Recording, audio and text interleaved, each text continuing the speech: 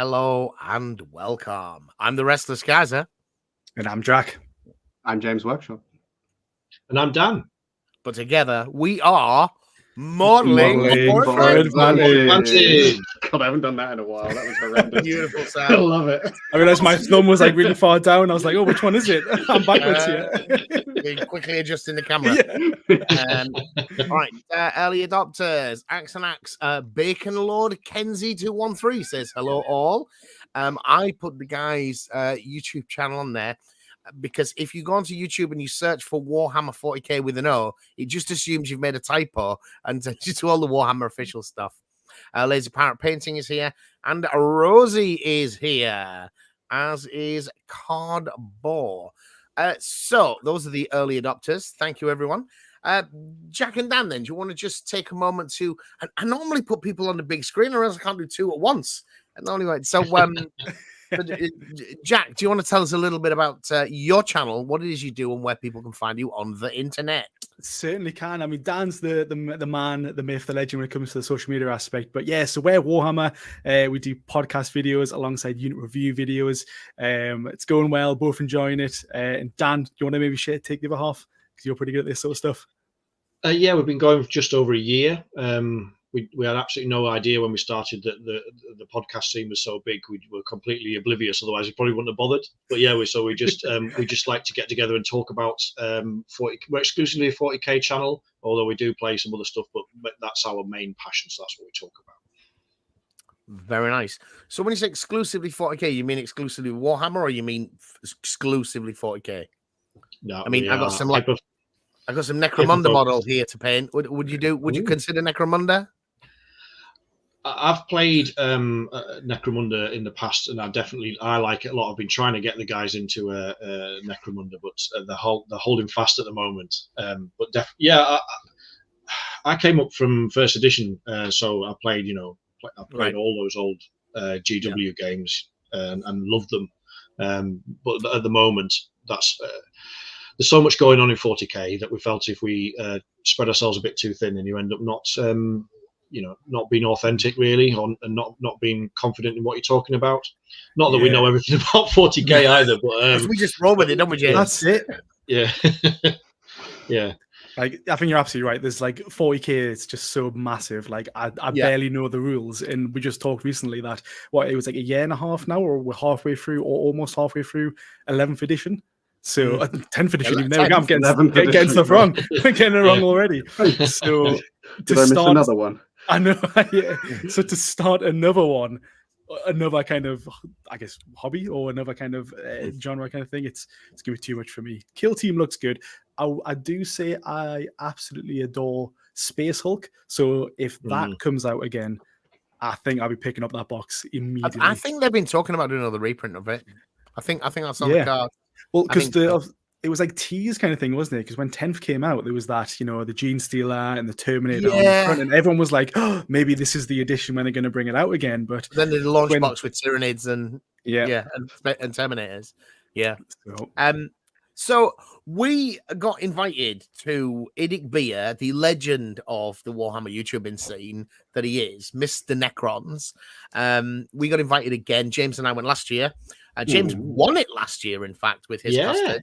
But they were filthy at the beginning of 10th. They sure were. He just walked up the table, wouldn't die, and killed everything that he got hold of.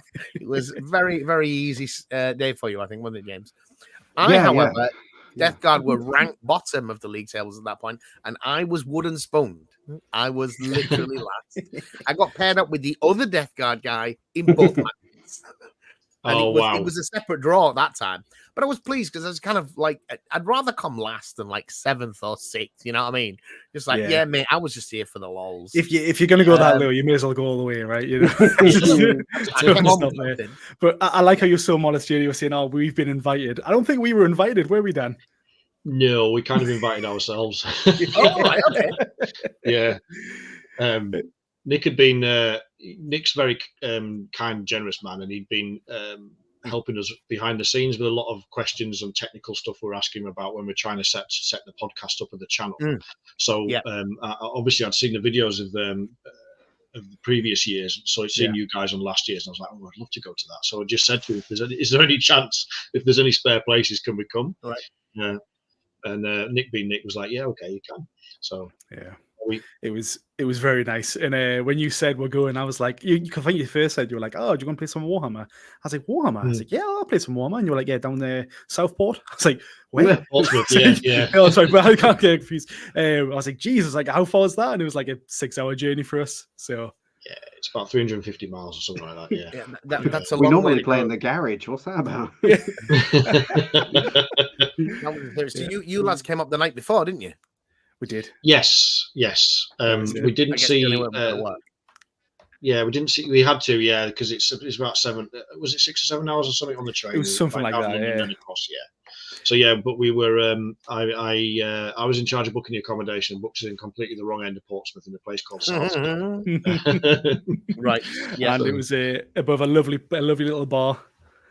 That was Right, very, very rowdy on the night time. So yeah, we went out for obviously a couple of drinks, had a bit of food, a lovely Chinese actually. That was lovely food there. And then we went back a little bit sharp just to try and get a good night's sleep, a little pre-snooze, and then get there, and it was just thudding, just music blaring all. You could hear it before you got in the street. It was bouncing, wasn't it? Like we got on the door, there's guys there, like open the door, and the guy started cheering at some bloke Jack who's trying to get through. I was nagging after traveling. I was like just sweaty from London, and just like I was squeezing past, and they were trying to dance. I was like, I do want to dance, but I'm really hot. I just want to get to my room. You just want to quiet beer. I did. And to be fair, we got up there. It was just, it was a nice place, very cheap. But it was like 10 minutes in, I knocked on Dan's door. I was like, I'm gonna have to borrow your earplugs, mate. It's far too loud at this place.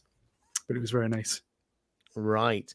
So the event itself, then, before we get into the games. Well, I'll tell you what. You got some pictures, haven't you? Is that kind of a way to structure the conversation from here? Does somebody want to bring the pictures up? I should say hobbying tonight then. So James and I have got the Hive Secundus Necromunda set, and I'm going to take on the painting at least of the Malstrain Gene Stealers.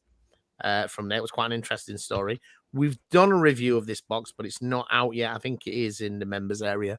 For anyone that's interested, it will be coming out in the main thing quite soon. Very nice, very nice. I have one picture, but it's more in the middle of the day. So Dan, I don't know if you've got any of us you want to share first. If you feel like it. He's given it a go. Not the easiest system to get through sometimes. This one. That is having to do this by screen share, by the way, guys. It's all a bit technical. It should be up. Can you see them now? I can see the folders. Give it a second. Beautiful. Probably worth apologizing as well. I think Dan, we both said when we're going down here, it's like, right, we're going to get plenty of photos. We're going to get plenty of like video. We're going to make a nice video of the event, promote it. I think we got there and both just hit a wall and we're like, oh God, let's let's get nervous. And so I do this all the time when I go to events. So when I went to the UK Games Expo and I got to Salute, anything like that, I take a load of gear with me. Mm-hmm. And then end up basically filming nothing and taking no photographs because you're just busy doing the other things. And normally, what I would like to do if there was a bit of time at the end, wasn't there, when we went for the restaurant booking? Mm-hmm. And what would have been good then is I would have done some sort of 10-minute interviews then if I'd have known. Because it's a really mixed event, isn't it? You get like you said that. There's lads like you that have, been at this for what, about a year? Just that, yeah. Literally just over a year, come July. Just that. And then other, there's Nick himself, but some other quite big names in the hobby as well. He wasn't there this year, but Voldemort is normally there. He's a real good friend of Nick's. He's an interesting fella. And you're not allowed to put him in your photographs. It's too much a part of his his kind of internet. Yeah, like you don't know what it looks like, It's good. Bit of mysteriousness. It's good. Yeah, and then you get like young lads like Rory who are absolutely stonking with energy. Did either of you play Rory? from Shed Gaming? I didn't. No, I didn't. Had a chat with him. I watched his channel. Absolutely love him. Like you said, he's just like an absolute ball of enthusiasm, isn't he? He's really real breath of fresh air, I think. Sort of really high energy lad. Yeah. Mm-hmm. All right. Okay. Yeah. So the event itself then. Here is. Oh, look at him. Beautiful mini. So Dan, this is your game one then, is it? Yes, this was a quick pick I took of you and Nick's forces lined up against us. So there's some of your lovely Death Guard there and one of Nick's Transcendent Catan. Very nice. I think Nick's Catan are actually like 3D printed, bought from eBay, aren't they? Yeah. 2 out of 3 are, yeah. And they look quite nice actually. Yeah, they are very nice. So yeah, he had 3 of them, didn't he? So it was buying for those 3 is just, I mean, I mentioned it before, but it's crazy money to fork out to get all 3 of them. So 3D print is definitely the way forward for it. Yeah, I mean, I don't know how much they retail for. Is it like 40 quid each or something? What, to get the Catans? The GW ones. Well, no, because the way it works is that to get these ones, you've got to get the obelisk. I think it's what's called, Dan. Oh, is it? That's one in the middle of. Yeah. So you got to go buy it. It's like 110 quid. Off more like 125. Yeah. Oh, never mind the inflation. That's what it is. So you got to get one of those gets you one of those models. So instead, just get a 3D print off eBay. It's just as good quality, and if it breaks, because they will break, because look at them, they'll either bounce or shatter. No, nothing in between. So yeah, they were very nice. A couple of good photos. Oh, that one's me and Jack from Ministry of Dice. Lads came over from Wales, nearly as big a trip as us. Yes, he was there last year. Oh, right. So these are the other armies involved. So Kev from the Hobby Corner, some of you watch the YouTube stuff may know he tends to do live streams. I first kind of met Kev when he covered the original Conquest magazine. Oh, yeah. Don't you remember that? There was a few of them. There was him and Big Mac Danskull were like, every week relentlessly. They were like, this is what's coming out. This is what's previewed in the next few ones. And for those of us that wasted 800 quid across 2 years on that magazine, that was actually quite useful. Never read a word of the actual magazine, obviously, just threw off the front. So he painted his as the Silver Templars, which is the proprietary faction that's from that magazine. Oh, that's fun. That's where that story. That's why there's that particular color scheme. I see that, and I see yellow, and I get jealous so much. I cannot paint white or yellow, so whenever I see that on models, it's unreal to see. Yeah. I mean, he's that Conquest magazine was about 5 years ago. He's spent a long time painting these lads. Good. But he's done a good job. Interestingly, the Silver Templars are making a comeback. Have you seen that the successor to that magazine is called Combat Patrol, which is just started its circulation, and they've said that the Silver Templars are coming back as part of that. Right. Nice. Probably because they still got a lot of the hardback books they printed of their lore. Which what we're going to do with this warehouse full of books, Yeah, absolutely. So if you premium subscribe, you're going to get this book, which you may have had before. I think I also noticed, Dan, did you take photos of all of the armies except ours? I took pictures when I arrived, and we hadn't set ours up by then. So I basically haven't got pictures of our stuff. You can take pictures of them anytime. You own them, That's true. Yeah. Why waste time? Just lazy. So this is Bill. Lovely, absolutely lovely ones. Sorry, that's Bill's stuff, right? Yeah, Bill from Warzone Morloc. Yeah, Warzone Morloc. He is a really skilled painter. He won the painting. I know Nick didn't call it best painting, but it basically was the best painted award. He won it last year as well. His stuff is so nice. You can see why. Yeah, and he's again one of these guys. He's much more of a painter than a gamer. He plays the games. You notice it at table, and he's like the only person that day that said things like, "Well, if that's what you thought was going to happen, mate, then let's just do it that way." That's nice. It's like that's not a very competitive way to be, Bill. But all right. Whenever me and Dan play, it's like get the rule book out. What does it? I want to read it word for word. Kaiser, you played him. You and Nick played him and his partner James in game 2, didn't you? Is that right? Yeah, absolutely. They were in game 2. That was how we won one. No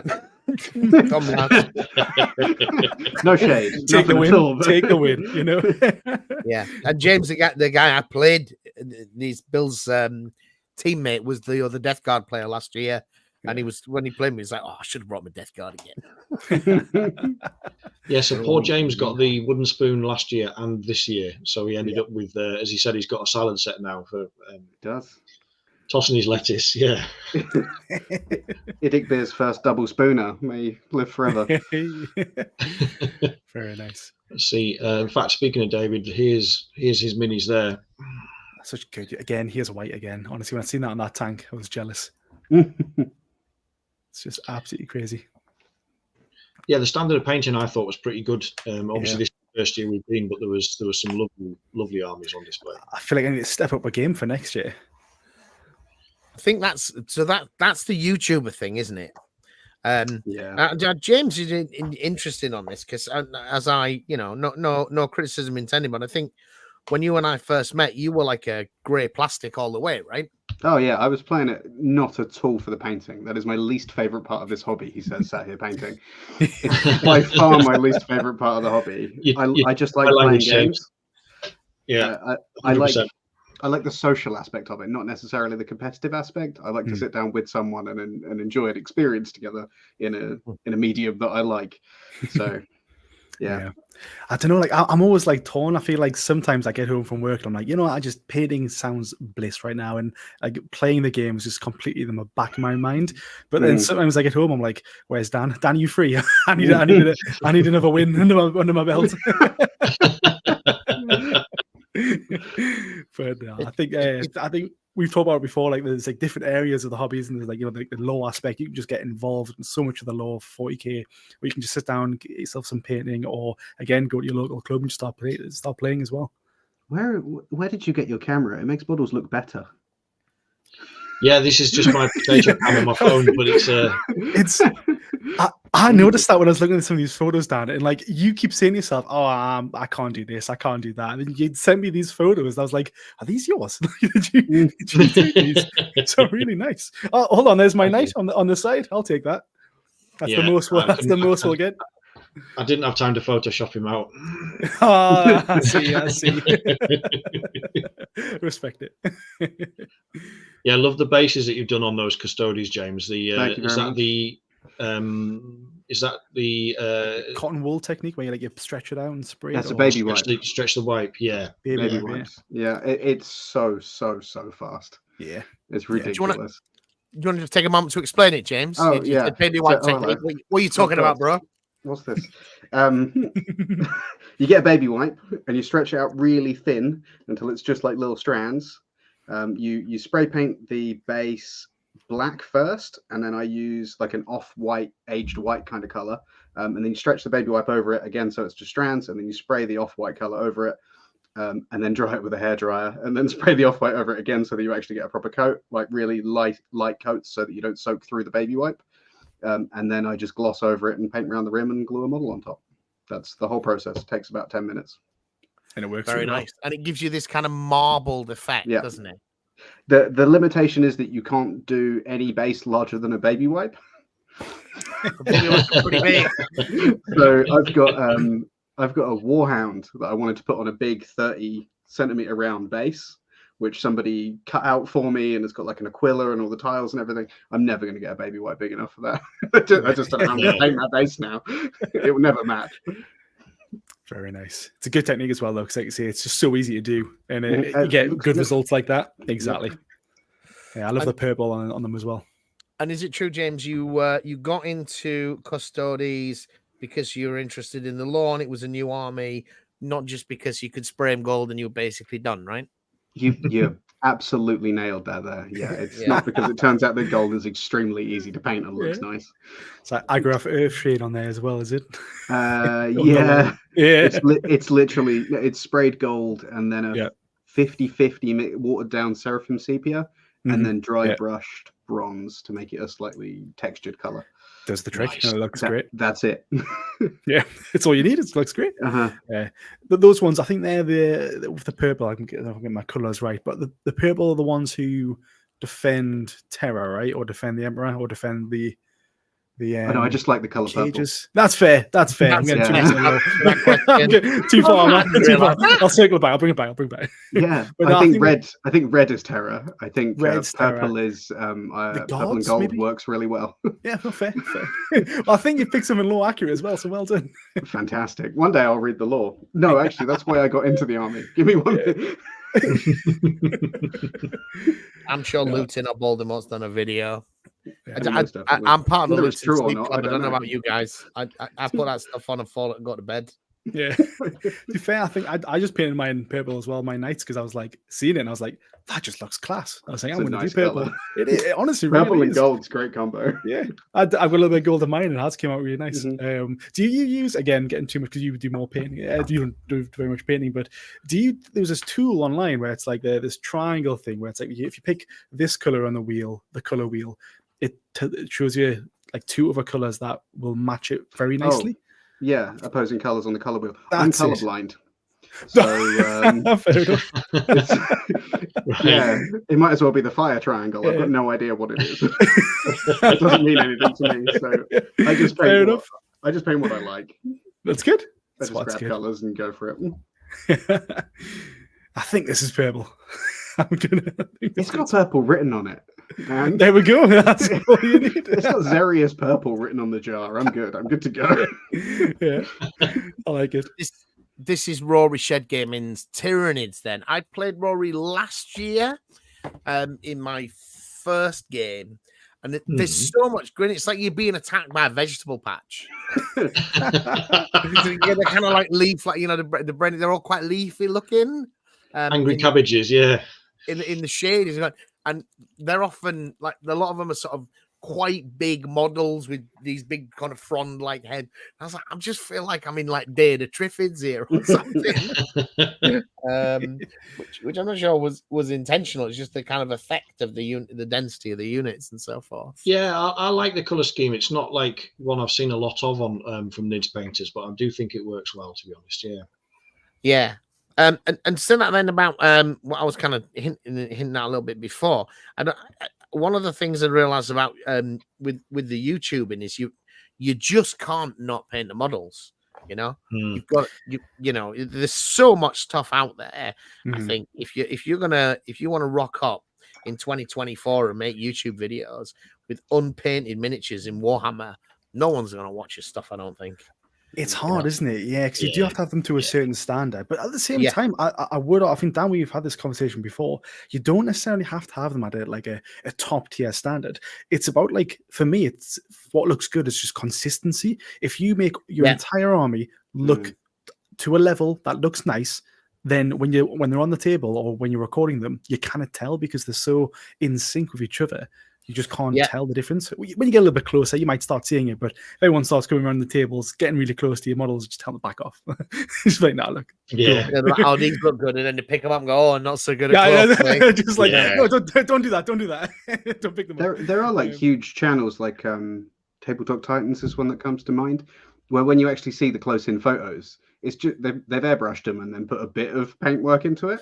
Yeah, and it looks fantastic from like the on top camera. Yeah, and it looks fine even close up. And you know that, I mean, it's hours of work, which is why I hate painting. Even painting easy is fucking hard.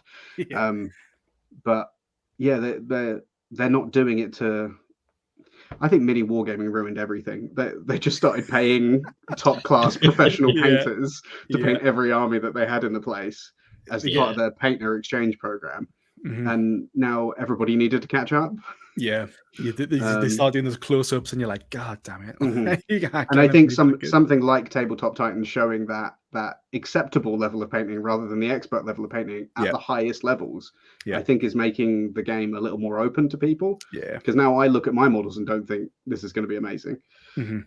So yeah. It is all about the camera works, making sure that you've got the right angles, showing off what looks good. And I mean, you can cheat it every now and then. If you've got like a really good looking model, just promote that more, show that one most.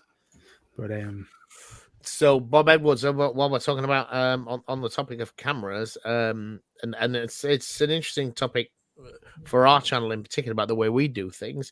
This is I reckon camera work is most fun. Quick, short, jerky camera movements encourage me to go elsewhere. So one of the reasons I sort of started YouTube, one of the things was I felt when I was watching battle reports, which are all done on smartphones, I couldn't tell what was going on. I'm just seeing some models, then some dice rolls, then some models, then some dice rolls. And I was never seeing it. So I was really determined when we started, was like we're having fixed camera positions so you can see the board. Yeah. You know? And I know that it's that method is what I'm doing is less popular. Most of the big channels do it almost entirely. Like James, you mentioned mini wargaming. That guy is just talking whilst holding his camera most of the time, more holding his phone. Although I think that's become a little very less good at popular it. now. Yeah. Sorry? I think that's become less popular now. I think a combination of like context relevant shots, which are closer, and the far shots. And almost like the table isn't the important part anymore. It's the two people who are playing that's more the important part. Yeah. And then they catch you up on what's happening in the game, kind of thing. Yeah. Sometimes for me, like I don't know what it is, but like I'll go through different YouTubers to get my battle reports. Sometimes I like just to, if I'm painting, I might want to like know like just something for the background that's maybe like telling a story. So like I don't mind what they're doing on camera. It's more, are they explaining it enough for me to keep on top of whilst I'm like not paying attention to the screen. Whereas if I'm looking for something, they got good bands, right? Yeah, exactly. Is it just fun to listen to? Exactly. Whereas sometimes if I'm like, all right, I've got a bit more time, I might focus on it. I might whack on like 40k in 40 minutes because I'm like, tell you what, I'm learning a new army. I want to see how it's played, and I like the visuals that they do. I'll watch them ones because I'm like, I know it's 40 minutes, so I'm not going to be there for too long. Learning a lot more about the army, and it's like it's entertaining to watch.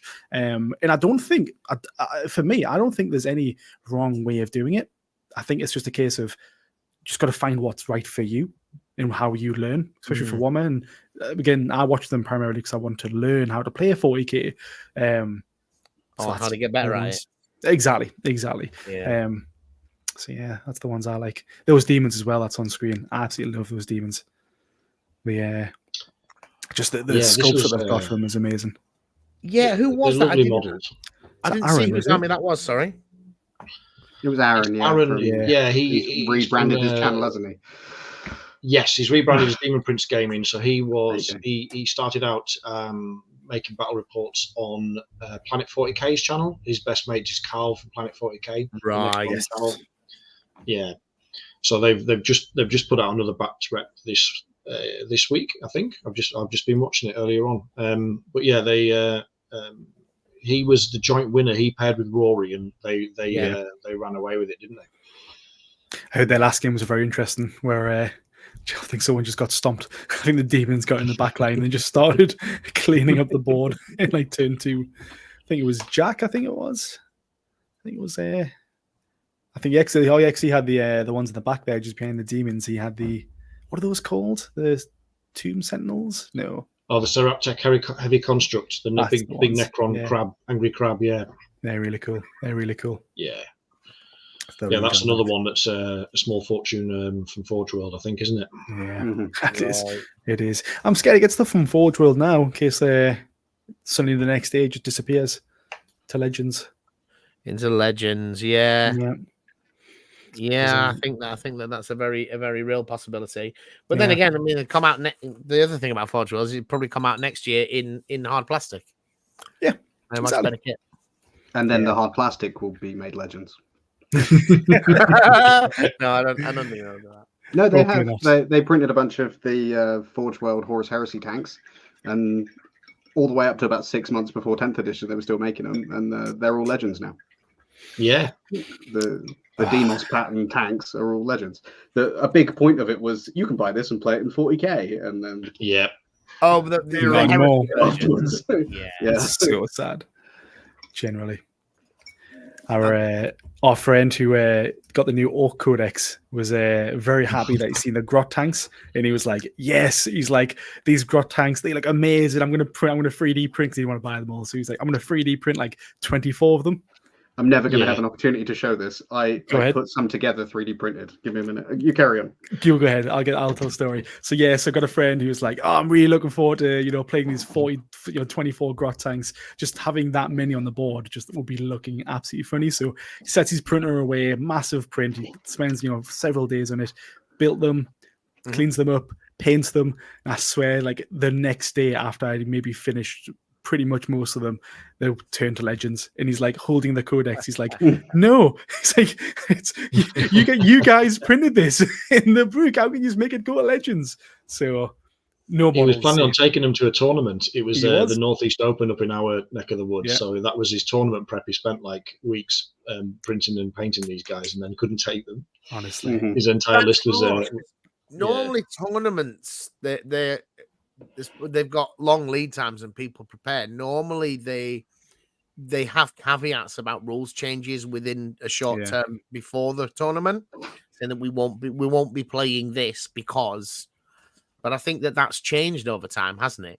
Like 5 years ago, that was normal. So that codex is out new. We're not playing that because nobody knows what to do with it. Now, it come out the day before, and people are expected to be playing it at the event. Yeah, I think that happens on most of our ones. Right? It's just like as soon as it gets changed, like right, it's changed, it's gone. That's it. Yeah. Which is a bit of a shame. I have no idea how this is going to come up on camera. So look at that. I did some little chibi tiger tanks. That is tiger with a grot hanging out the top. Get in. Love Fantastic. It. It's exactly what I want to see. My army's sort of 2nd edition themed. Yeah. Oh, very bright, very yellow. What a yellow, James! Like a pro painter. Oh, exactly. Do you want to know the trick? It's ink. Oh yeah. What's that? It's yellow ink, acrylic ink, over a zenithal base. I've even got like tanks built and painted that way. It just looks fantastic. Anyway, little chibi tank. Turret still moves and everything. Amazing. Very nice. Very good. Very nice. Love it. Yeah. But some sisters on here. Those sisters done really well this time this round as well, didn't they? Banging. It's a good codex. Always upsets me to see sisters because I made, I don't know whether it was a moral decision or whatever, but my next army, rolling back a few years now, was going to be sisters. That's when they came. I didn't buy the launch box, but I bought some stuff. Picking up a box of figures here and there when you go around a hobby shop, and I had about 7 or 8 boxes of sisters which I hadn't started.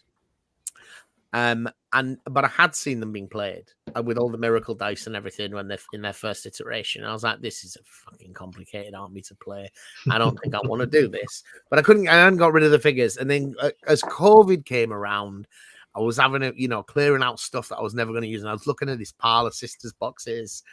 I was like, I don't know. and then I saw that it was all not available from Games Workshop.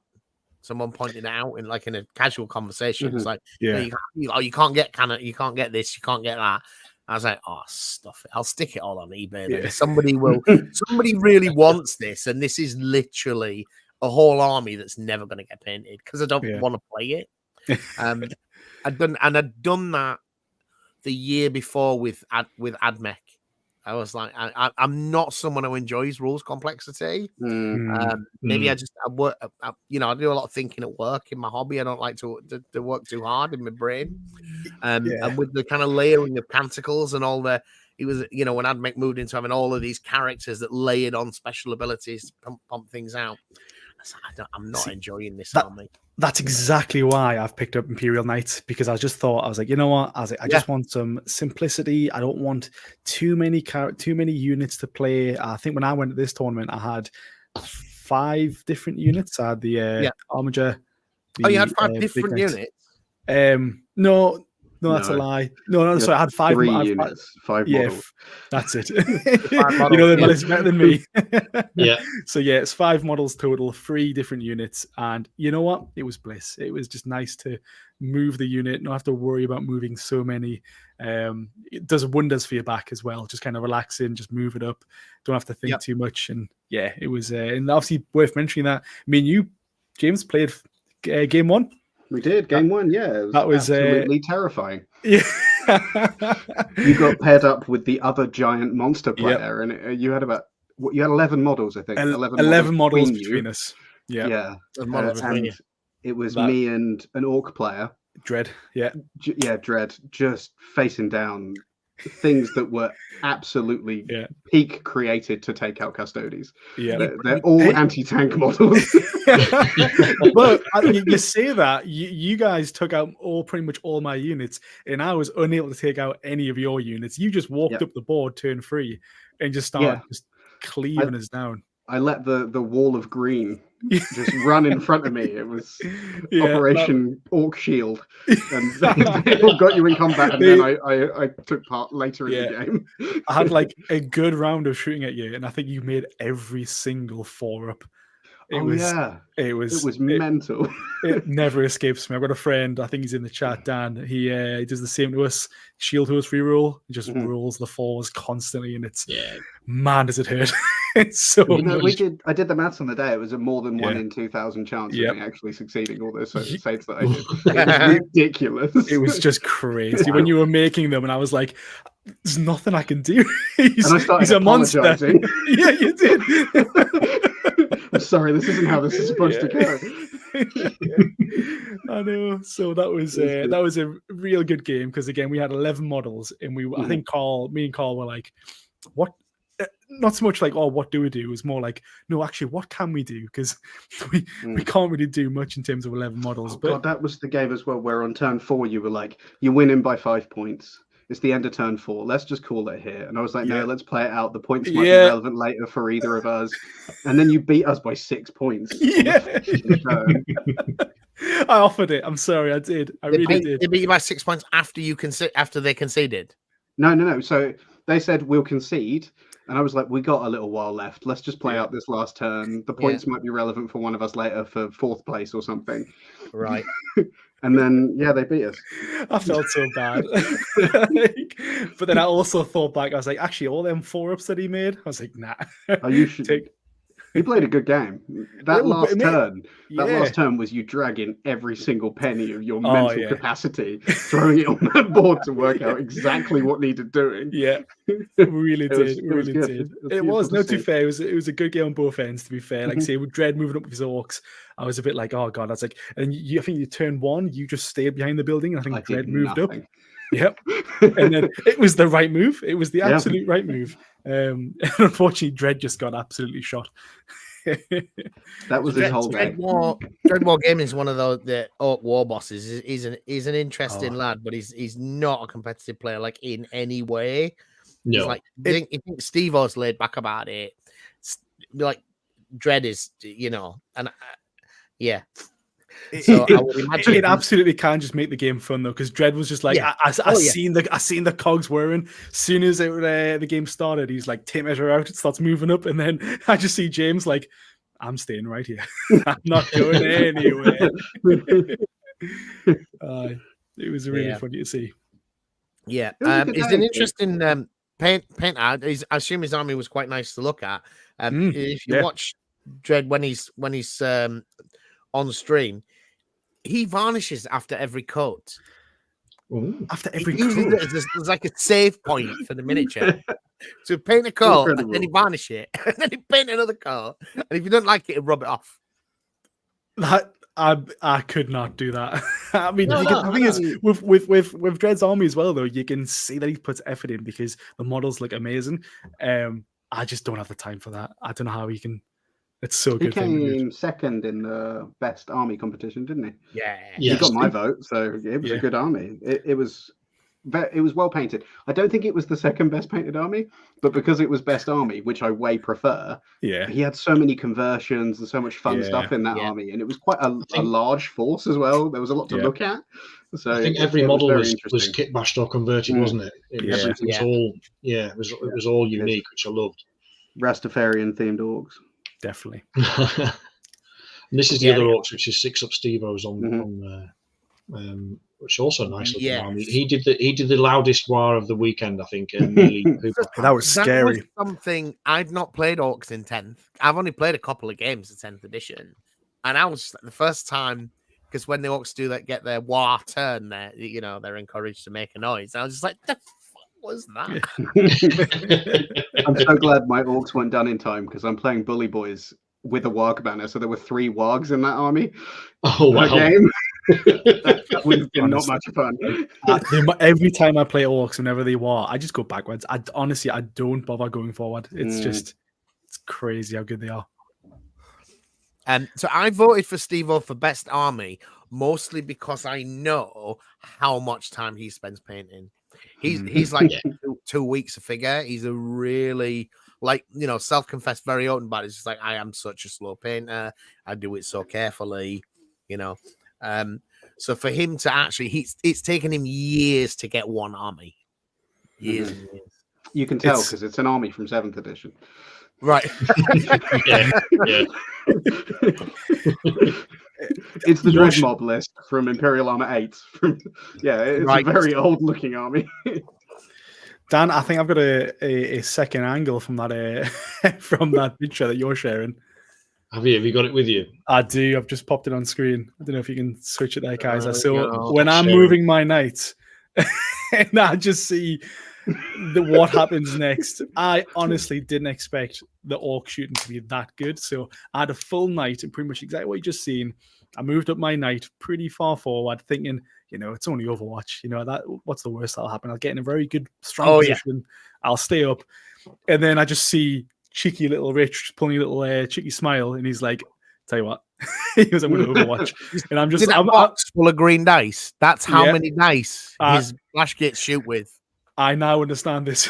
With a lot of rerolls as well. Yeah, a lot of rerolls. Lots of rerolls. And he's like explaining it, and I'm just like, okay. Sure, no worries. And he goes, just rolls. He's like, okay, that's like 24 wounds. I was like, excuse me. we have a friend who plays orcs, but he's very much melee focused, so we had no idea about this orc shooting whatsoever, and it was like we were both like, what? It's daft. It's broken orc shooting, isn't it? So one of the things about this event, which, because it's not a professional tournament, is it allows you to play with legends, which we talked about earlier, which are things that have been deleted usually because there just isn't a new model. Yeah, that's bad rock, But they've often got some pretty broken rules associated, and a lot of them are just crap. They're just worse, overpointed junk, really. If you want to use it, fine, it's cool. But some of them are grossly underpointed and broken. Yeah. And Richard is a baby shark, and he had, I think, 3 units that shot. Or did he have 2? Nope, 3. Yeah, 3. One was the looters and another unit. Yeah. Absolutely crazy. And Badrock with the flash gates is just astonishingly broken, because not only does he re-roll all hits and all wounds with those dice, or he seemed to anyway, most occasions, but they do multiple damage as well. Yeah. It is. They're not terrifying. like AP 0-1 damage with 60 shots. Oh no. It's 60 shots that re-roll and are AP with 2 damage. Yep. Yes. Yep. Yeah. It was pretty horrific. It was then. I think Dan, you kept that pretty quiet when you first, because obviously when you played game 2, and I was like, I'm just going to move up fine. You were just like standing there with Rich, like, yeah, go on, move up. I think, pretty much. And I think turn 2, I think you tabled us in turn 2. I think I had my Calidus Assassin left. Yeah, I killed that turn 3. By turn 3, we tabled you, because the plan was to hopefully make you sit down, and then Carl might just give up out of despair. It didn't happen. I've heard this one before. Did you win?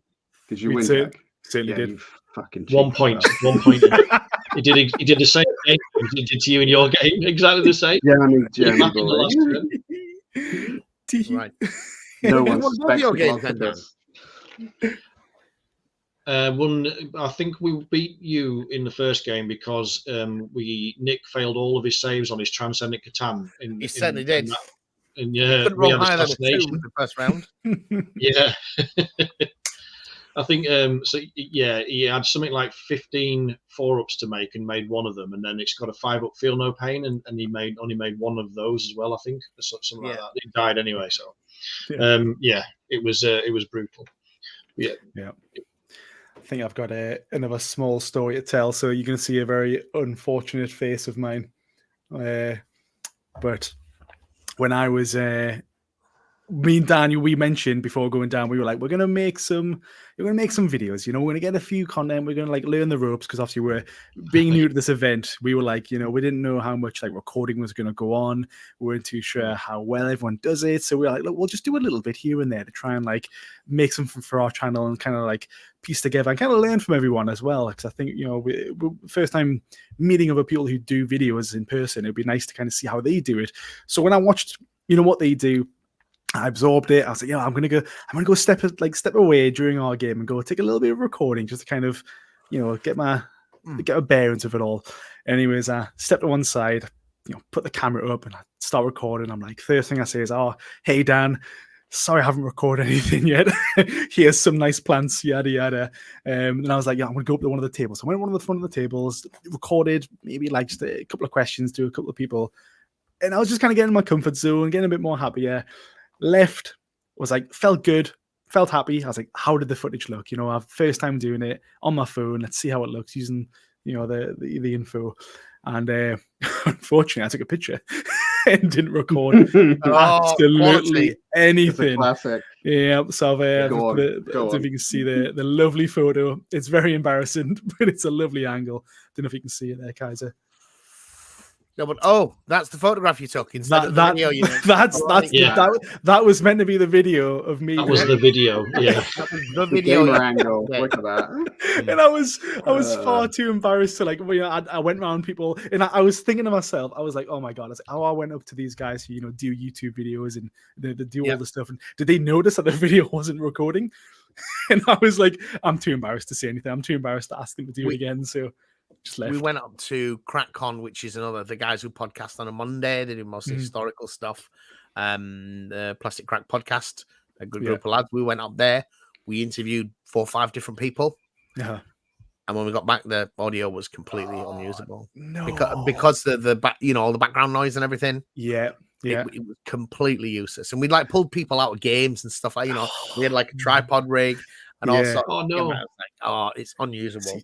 Dad, we've got those lapel mics, don't we, now? And I brought them and I left them in the hotel before we left as well. So, gotta learn these things. Gotta learn these things. I've got some lapel mics for my phone, but I just find the cable so much. I just have the confidence in the reliability of the cabled ones. It's tried and true. It just works. Yeah, that's cable lapel mics. In terms of filming the event, though, so I knew when I went last year and this year, like trying to film my games. I just don't think it will come out that well. There's 4 people. I can only really mic up 2 of them. They're very, very long games. We don't play 2,000-point games on camera. There'll be a lot of editing to do, and there's not a huge interest in Warhammer on my channel. There's a bit. So a lot more interest in one-page rules on my channel than there is 40k. Yeah, I think a lot of 40k players, they're just 40k, whereas I'm very much like variety content. It's whatever I'm into at the moment or the people around me. So we're going to do a bit of Necromunda. That's definitely because I'm interested in new campaign setting. That's which is why I'm working on those tonight. But so I always think like when I come, I think in the video that's easiest to make is to just do the kind of report of the event. Right? It's like I come back, I took some pictures, some tables, I talked to some guys. This is why I'm like, you did one of them last week, right? But what I also know is I don't think anyone on my channel fucking cares.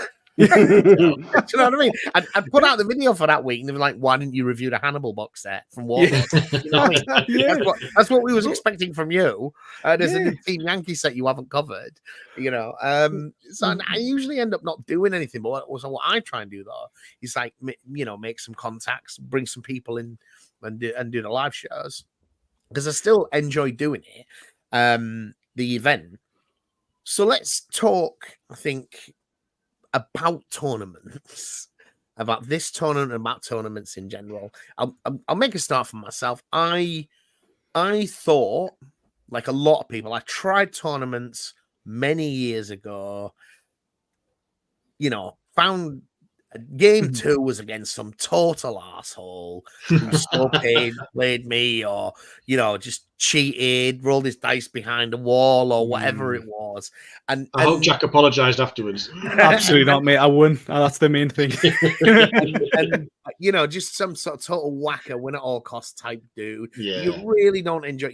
When you've just been playing with your mates and you've been enjoying it, you go and you play it, and it's really uphill at the beginning because it's a totally different level of play. Certainly, if you win your easy earlier games, you start playing some quite serious people, and some of them are just assholes. Yeah, you're not wrong. And a lot of people, they just get poisoned by it, and I was definitely that. And then back when he was running the shop, James in Luton, you did like some Sunday things, which was a whole lot more casual. They were a lot smaller. I mean, one of the lads playing in the first one was 14 years old or something, and I was glad I didn't end up playing him because I didn't want to like crush the soul of a kid. You know what I mean? I think I was glad I did play him because I sort of threw the game. Like, yeah, it's part of owning a store. You don't win someone's first game.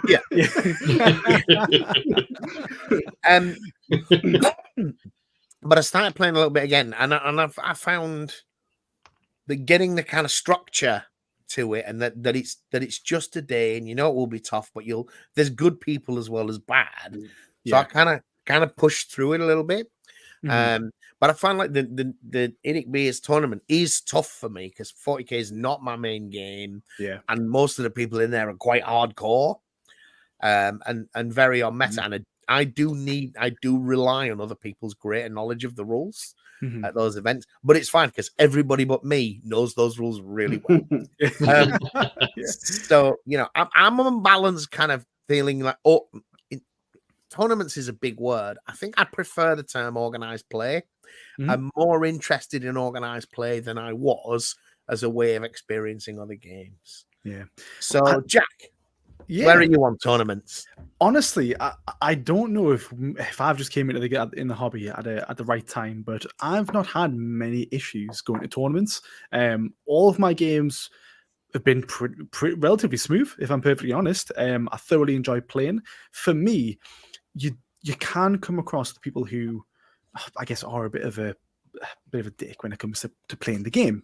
But for me, I just kill them with kindness. It's kind of like part of my job what I do anyways. I'm just like, whenever I'm rolling, if I know that they may roll, like, they might throw the dice somewhere and then either me or they can't see it, and like you get that hesitation, I just make it evident that I'm going to come around and be like, I'm going to come roll next to you, because like they can't necessarily get away from it. And that's not me being harsh or accusing them at all or anything like that. That just gets me next to them to play. And then if they decide to roll their dice really far away, it's like, where you going there, champ? Come back over here. You know what I mean? But fundamentally, like I say, I think just kill them with kindness. Most of my games not had any big issues.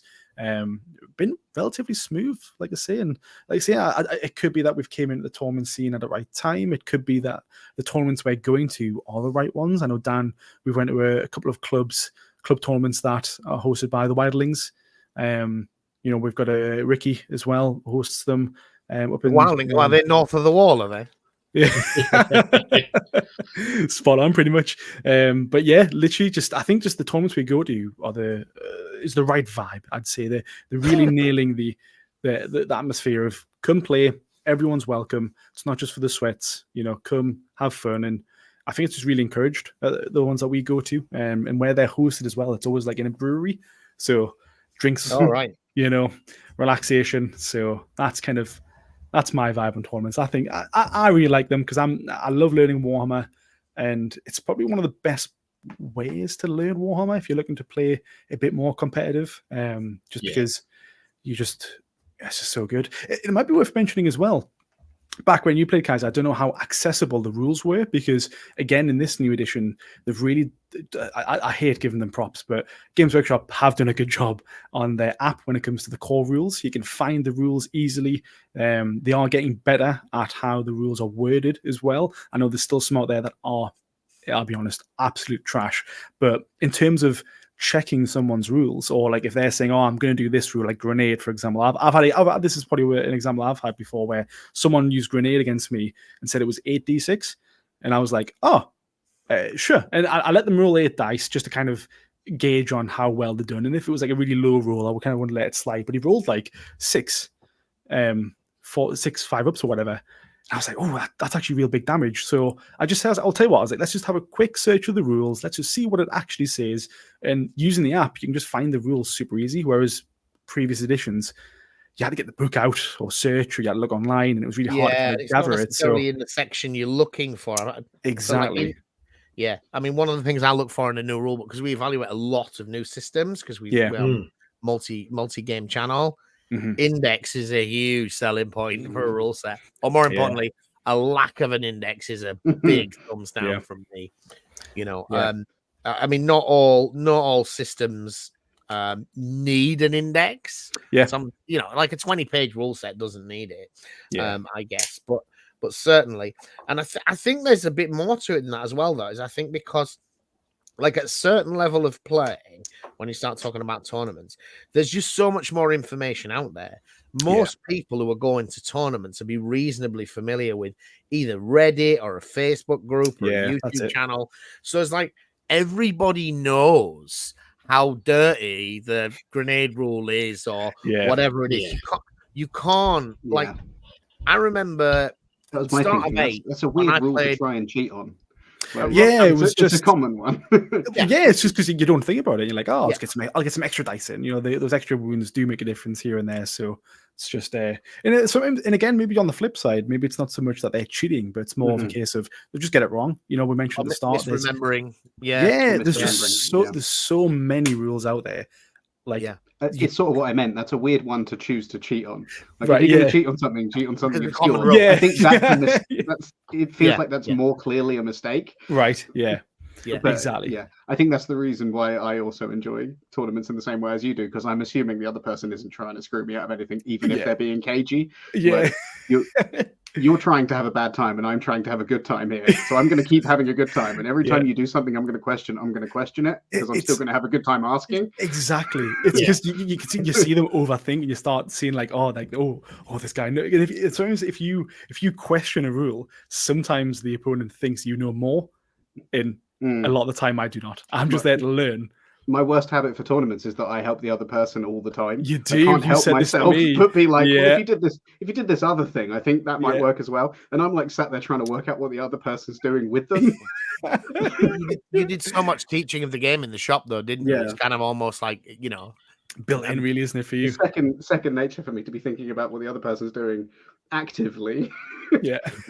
And with them. Which, you know, that tells me off for doing the same thing. He's like, shut up, don't tell them what they can do. Like, I'm like, well, if you could do that, you know. Like, don't do that. It's because going into the day, you're like, oh, I've played 3 games, lost 3 games, you know, I got my 4th one. I'm like, stop telling them how to play. So I think that's interesting, because I think that's a more veteran gamer versus like a newer gamer kind of thing to do.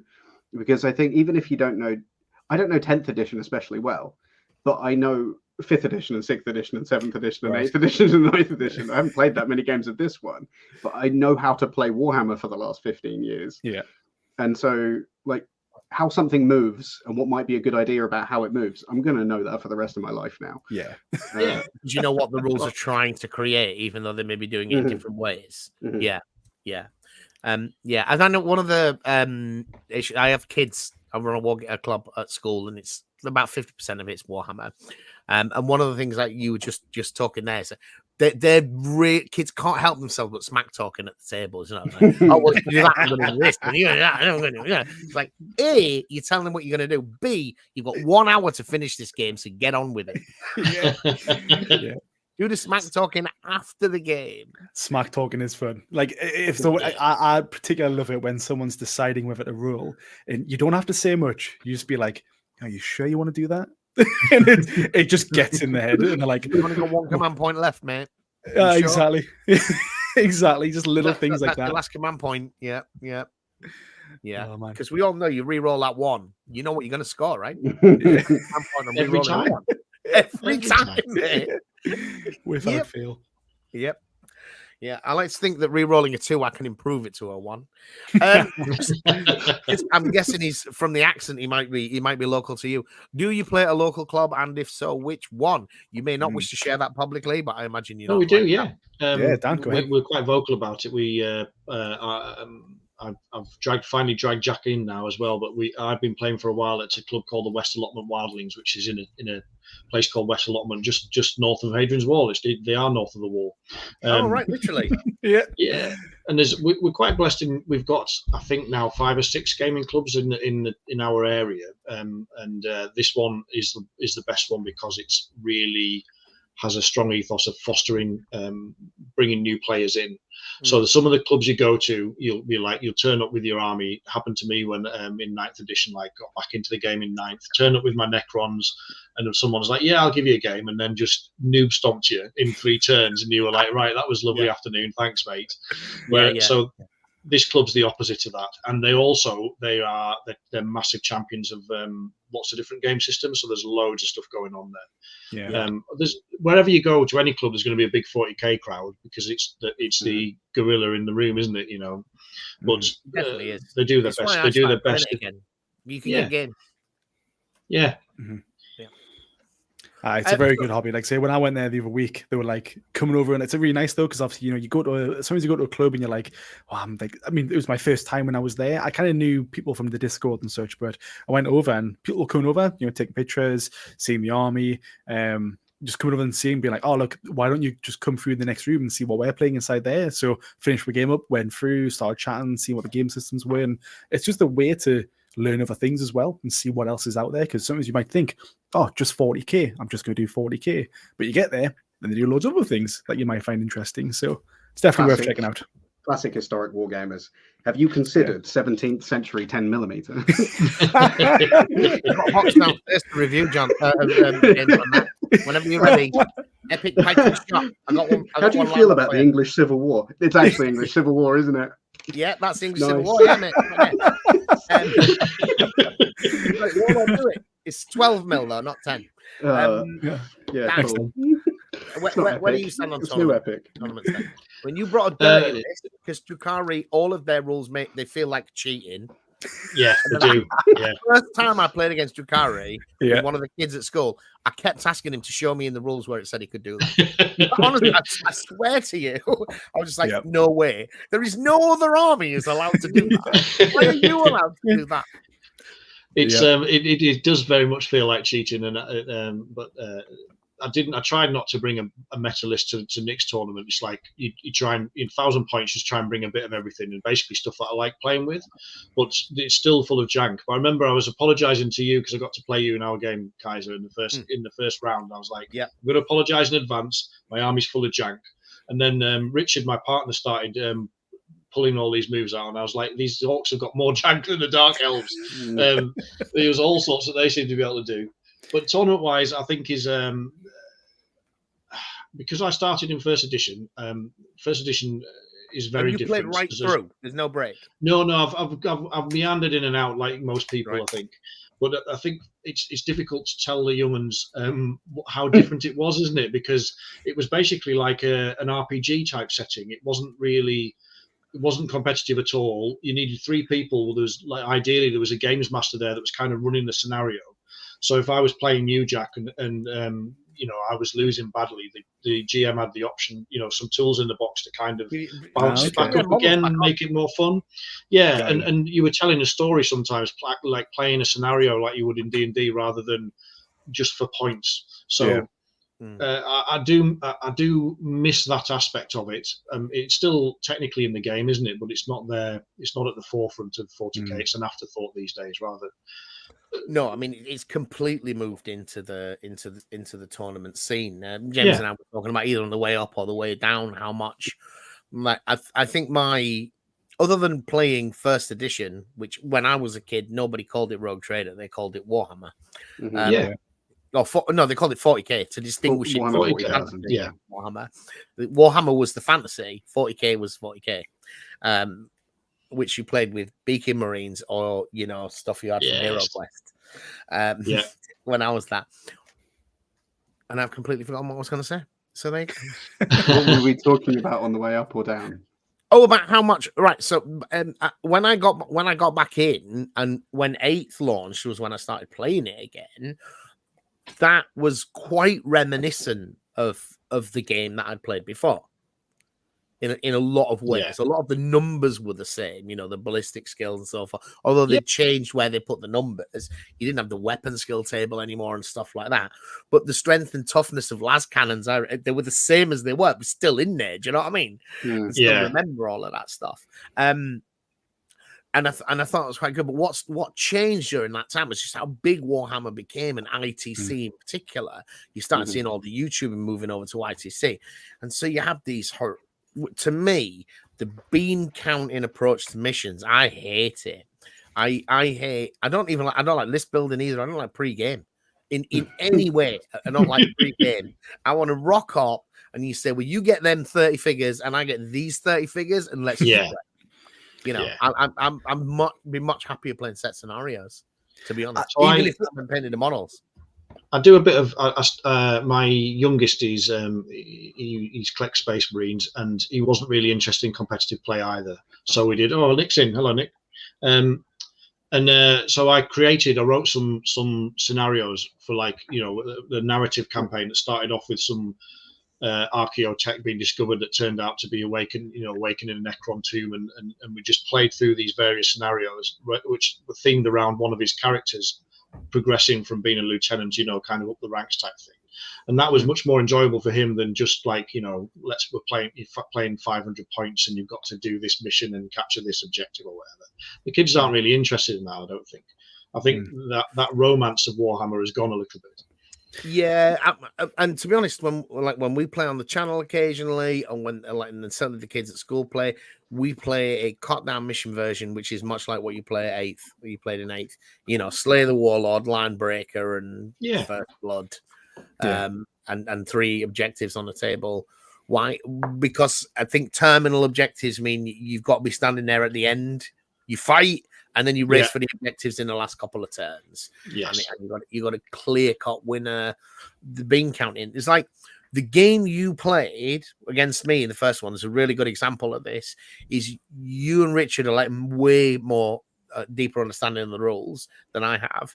You didn't go with the random objectives. You didn't turn the 2 cards over and try and score them.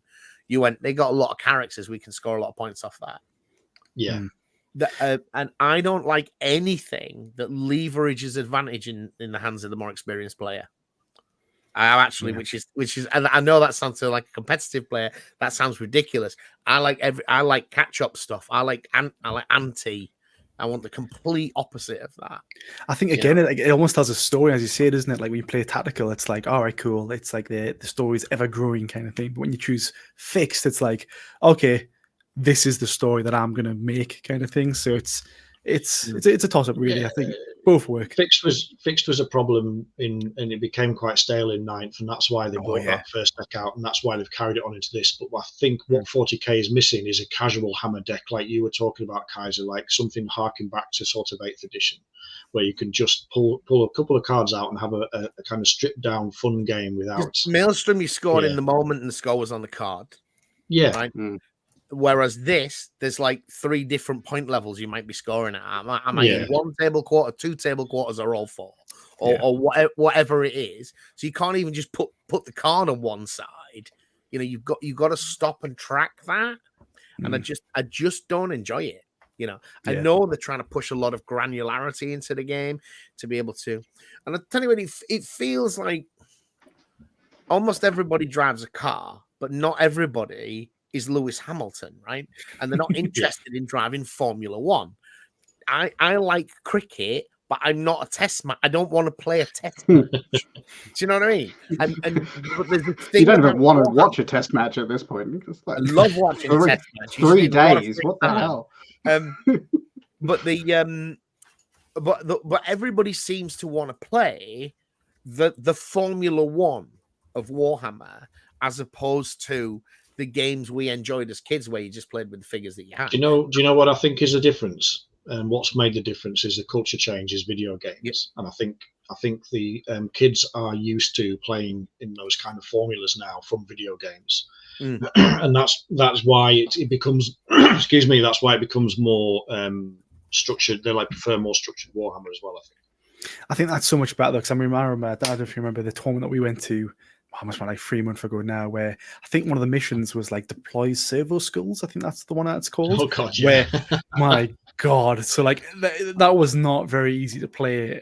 Where basically you place 3 objectives down, and then if you own that objective at the beginning of the command phase, you can move it. Yeah, it's like football. Yeah. My god, and you had I remember one of our friends who was there, Lewis. He had a bunch of Tyranids and he was playing a swarm army, so he swarmed on the objective and he went to move it, and he's like, "Well, I've got to pick up 25 gaunts or homogons," and be like, "Right, let's shift all these other way. Let's move it. Oh, you're moving it back. Oh, you're moving it back on top of my models. Right, let's remove the models and replace them." And I think changing the game as it goes, I'm glad that they're making these changes to make it more just easier to play and more fun to play, opposed to removing the most egregious elements of it. Anyway, exactly.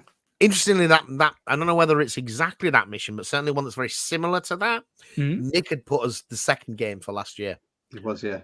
I remember him on the day saying, "I didn't know how complicated that was." You're watching, Nick. How dare you? No, but speaking to Nick, he said, right, the reason he'd done it is they'd played it themselves and they'd misunderstood the mission and it'd been fine. Oh, yeah. So then when he put it in the tournament and he's got 16 people looking at this and then whatever, and they're all going like, "Nick, this is hard." Yeah. Why have you chosen this?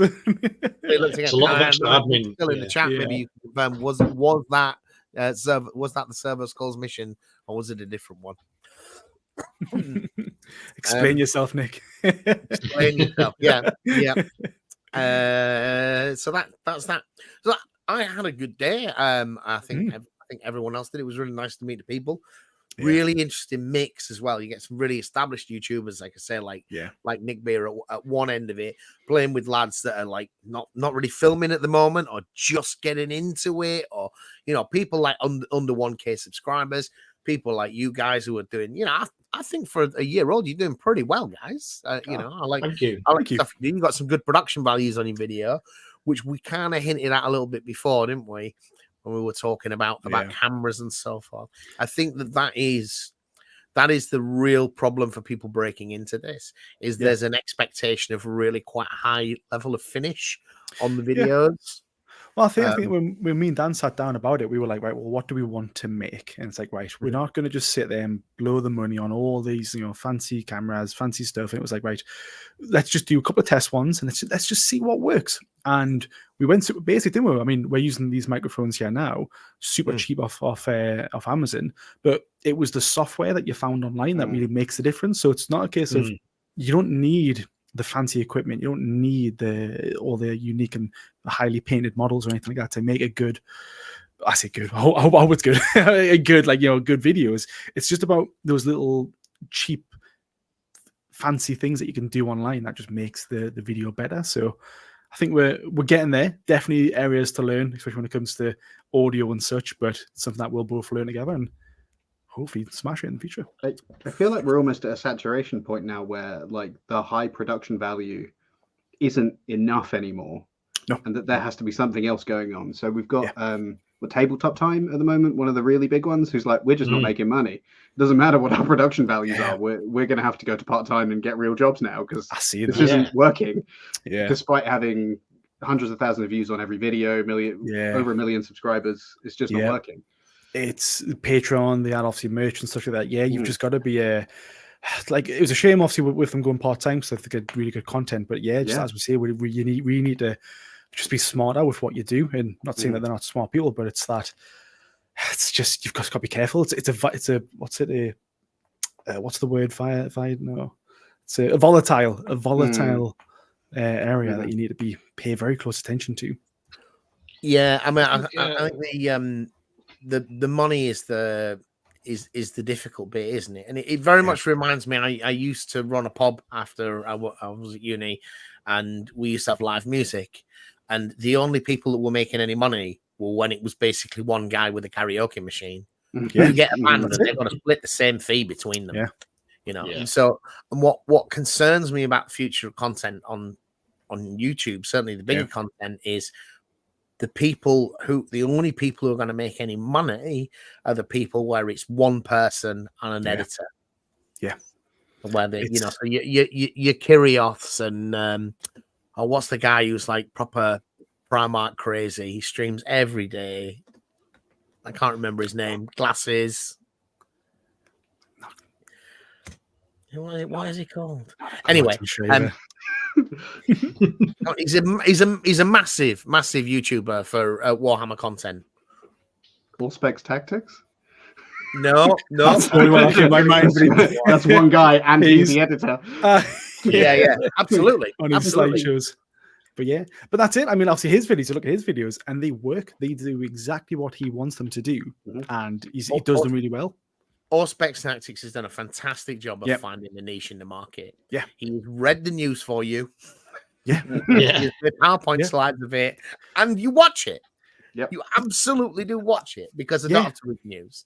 And every time I do it, I'm thinking, why don't I just read the Warhammer community page? It's like 200 words, man. But no, this guy is doing it for me. And it's just easy, though, isn't it? You get in from work and he's already found all the information that you need. So it's like, I'll tell you what, I'll just whack him on. He'll just update me on what I need to know. You whack him on the way home. The value is that he'll read the community article and add some other stuff as well. It's like, this relates to this other thing. And this exactly. Exactly. You don't even have to think anymore. Valrek is the guy I was talking about. You must have seen Valrek. Chapter Master Valrek. Oh yeah, we like Chapter Master Valrek. Yes. His whispers on the wall. So but people like that just turn the camera on and talk. Or even Discourse, who we've had on the channel a few times, you know, and maybe these people have an editor or a producer or something. But people with crews need a lot more money. You need a lot more money. I'm sure you're YouTube, you're making you're receiving money, but I remember what it was like. I mean, even now I only get about £100 a month from this. And there's like what that doesn't even buy me a new microphone. No. You know what I mean? It's still the electric. We've just gone through that journey of being monetized, and we haven't got a Patreon or any of that other stuff yet. I don't have any merch. We're still, we're still just finding our way and enjoying talking about it. We never set out to make a career of it. And I think that's the other thing, is a lot of people that start it and don't realize it's not as easy as it looks for a start, but also it's a highly competitive marketplace. So you've got to have something. If you want to just make something for the content's sake, it's not, I was going to say art, which sounds really pretentious, but it's the same process. You're making content for content's sake because you enjoy it, and everything else, will come at its own pace if it does at all. I think we do it quite often. We see, we make videos, and the videos might do it as well, but we just kind of sit there and we're like, what, that was the best video that we've done in a very long time. And we sit there and we're like, that we stand by it. It was a great video. And then some videos do, like some of the shorts that we've made, some of them do really well and some of them do really bad. And I'm like, some of the ones that done really bad, I thought were the funniest. So I'm finding out that what our YouTube likes. And we're drifting off now a little bit, but I think that the real thing though is that's where people like Auspex Tactics have nailed it though, is realizing what you need to be doing is a niche. Like, I know that the problem with a lot of the stuff that we do is just market saturation, or what saturation point is. So when we do Flames of War, we're one of the bigger channels that cover Flames of War. We do very well out of Flames of War. We have a very good relationship. I get to speak to the chairman of that company once a year and give him an interview where he spills the beans on next year's stuff, which is fantastic. Right. But that video got 6,000 views. There's like that's literally how many people in the world are interested in what's coming because they put it on their homepage, they email it out with a newsletter. It's like anybody that was interested in this, watch that fucking video because they know he's going to tell you what is coming out for the next year. Right. And most companies don't do that. And and we make a Warlock video, a bolt action video, and we get, I'll learn to play one. James and I did maybe over a couple of years has picked up maybe 50,000 views, which is great. But if we put out a video on Necromunda, it's gonna get hundreds of views, not thousands of views. Yeah, and it's a great deal of work. A new game at a convention, that's it, isn't it? I play a game at a convention that I like the look of, it's gonna get maybe 1,000 views. I mean, probably at this point with the channel, I could probably make a YouTube video of like what I had for tea tomorrow night, and it would get 500 to 800 views because they're just the people. You know what I mean? You've got the people who just watch. It says something new from your channel. There are some guys out there, and presumably girls, that just watch whatever you put out because they get on with you people. But if you really need to think smart here, Kaiser. We need you need to do a video before the night before, telling people what you're going to have for your tea tomorrow. Well, yeah, then you get for the price of one. Yeah, but it's still off a really small base number, though. Is the thing, isn't it? But yeah, and then they're doing it for art and doing it for yourself is like that gets hard because you realize that if I want to increase my numbers, I should make clickbaity titles. Yeah. And as much as we all resent them, they are effective. It's what YouTube want at the end of the day. And then you got to find that balance of like, you don't want to clickbait it too much because then you get those people who come in, they're like, well, this video is just completely clickbait. It's like, no, it's like, I'm trying to reach you. Yeah. And then they wrote a comment and you just told clickbait. What are you doing tomorrow? You're helping. Yeah.